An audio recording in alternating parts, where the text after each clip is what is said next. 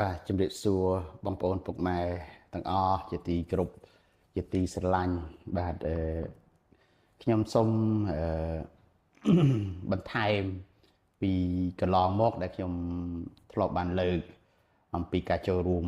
នៅក្នុងវិស័យការពារជាតិហើយវិស័យជាតិរបស់យើងវិស័យការពារជាតិហ្នឹងគឺខ្ញុំធ្លាប់លើកវីដេអូមុនបាទប៉ុន្តែមិត្តភ័ក្តិគេឆាតមកផ្ទាល់ថាឲ្យខ្ញុំបន្ថែមលបោយតិចទៀតចឹងទៅបន្ថែមការបញ្យលហេតុផលខ្លះអីចឹងទៅនឹងប្រយោជន៍ជាតិខ្លះណាអញ្ចឹងក៏តាមសំណូមពរដល់មិត្តភ័ក្តិពួកគេក៏សំណូមពរមើលទៅល្អដែរមុននឹងចូលដល់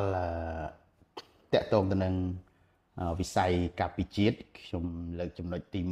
1បាទចំណុចទី1នេះគឺតកតងទៅនឹងគេហៅការផ្សព្វផ្សាយនៃសារព័ត៌មានថ្នាក់ជាតិបាទ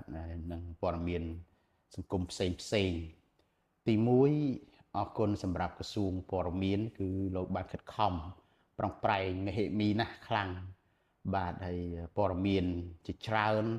ថ្នាក់ជាតិកម្រិតជាតិរបស់យើងបាទខ្ញុំតាមដានមើលឃើញមានការ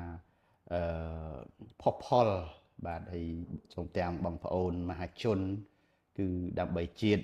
យើងទាំងអស់គ្នាទាំងខ្ញុំទាំងបងប្អូនបាទយើងចូលរួមដើម្បីជាតិយើងចំណុចទី1នេះគាត់តែសូមបញ្ញាក់បន្ថែមហើយឬក៏សំណូមពរបន្ថែមទេគឺបើយើងគួរតែពង្រឹងឲ្យខ្ពស់ជាងនឹងមានន័យថាខ្លាំងជាងនឹងមានន័យកម្រិតបាទដល់អន្តរជាតិឬក៏យើងអ្នកព័ត៌មានទូរទស្សន៍ច្រើនហើយមានហើយយើងអាចពង្រីកបន្ថែមបាទព័ត៌មាននេះសំខាន់បាទសំខាន់ខ្លាំងយើងដាក់ដល់កម្រិតអន្តរជាតិមានសហប្រតិបត្តិការមានដៃគូនៅអន្តរជាតិបាទខ្ញុំថាព័ត៌មាននេះគឺជាកម្ពូលហើយដែលជាគេហៅមតិដែលជាសម្លេងសម្រាប់ពិភពលោកហ្នឹងគាត់តែខ្ញុំបន្ថែមប៉ុណ្្នឹងសំណូមពរដល់បាទរាជរដ្ឋាភិបាលហើយថ្នាក់ដឹកនាំលោកពិចារណាបន្ថែមគិតថាខ្ញុំដឹងខ្លះដែរថាក្រសួងព័ត៌មានហើយនិងរដ្ឋាភិបាលលោកកំពុងតែបន្តពង្រឹងតែចំណុចគាត់ថាបន្ថែមអំពីចំណុចនេះយើងគួរធ្វើឲ្យបានលឿនកាន់តែល្អបាទទោះបីជាมันមានសង្គ្រាមជាមួយសៀមប៉ុន្តែយើងមាន